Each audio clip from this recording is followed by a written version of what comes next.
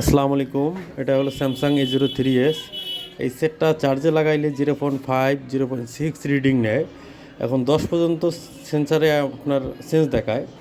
এই সেটটা আমরা যেটা বুঝলাম, এটাকে আমরা সিপিইউ না র্যামটাকে রিভলভ করব। র্যামটা আমরা খুলতেছি। র্যামটা খোলার পরে এটা রিভলভ করব। রিভলভ করার পরে দেখব এটা কী অবস্থা হয়।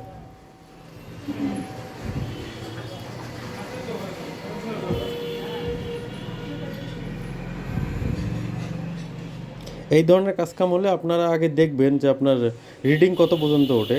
এটা 10 পর্যন্ত রিডিংয়ে আটকে থাকে, এই জন্য আমরা র্যামটাকে রিভলভ করতেছি। র্যামের জায়গাটা একদম ক্লিন করে নেবেন, ময়লাগুলো র্যামটা পরিষ্কার করে নেবেন। র্যামটা সুন্দরভাবে বল করার পরে এই কাজগুলো ইজি কাজ। স্যামসাংয়ের A03s 2s ইজি রিভলভ করা, সব থেকে সহজ কাজ। এখন র্যামটাকে বল করব আমরা।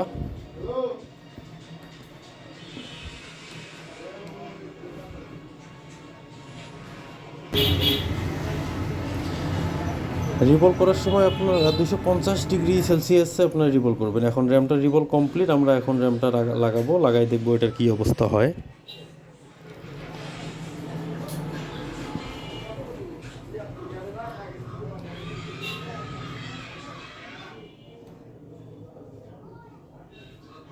র্যামটা লাগা কমপ্লিট। এখন আমরা দেখবো এটার কী অবস্থা।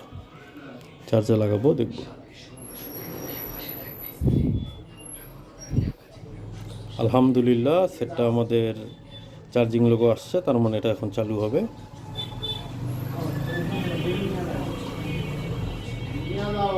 এখন 100% ওকে।